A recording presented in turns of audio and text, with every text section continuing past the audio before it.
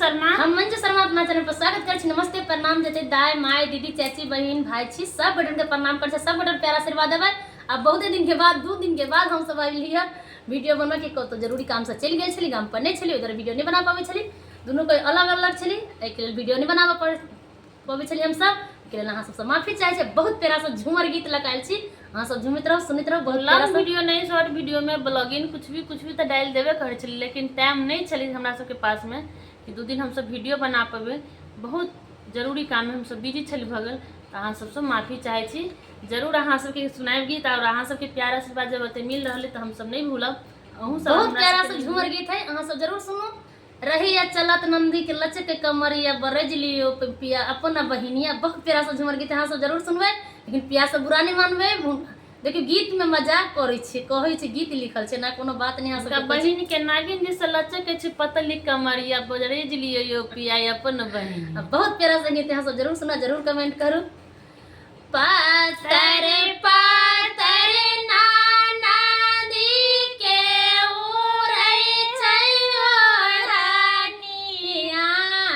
पातर पातर नाना दी के उरै छै रानिया। बरज लियो हो पिया अपन बहिनिया। बरज लियो पिया अपन बहिनिया। पातर पातर नाना दी के उरै छै रानिया। पातर पातर नाना दी के उरै छै रानिया।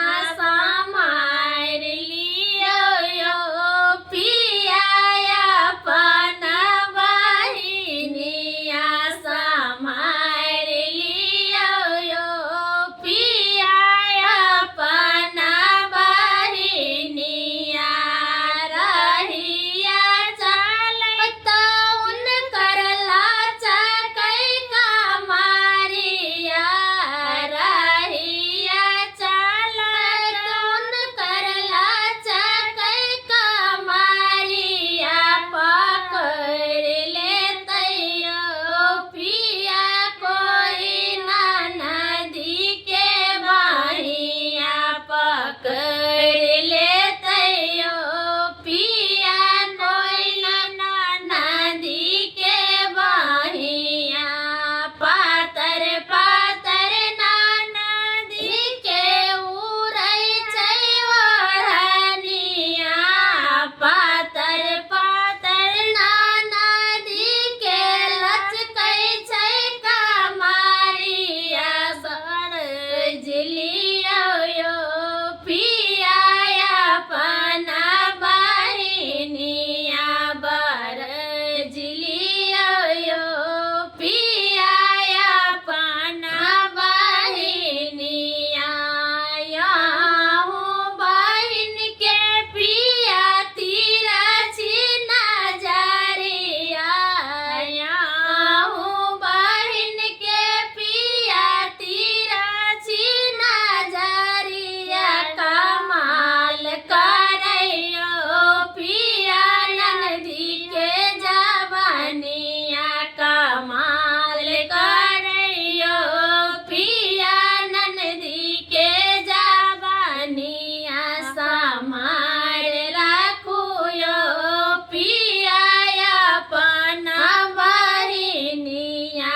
समार राखुयो पिया अपन बहिनिया।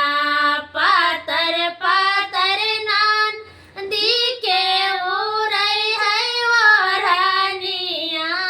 पातर पातर ननदी के उरै छै रानिया।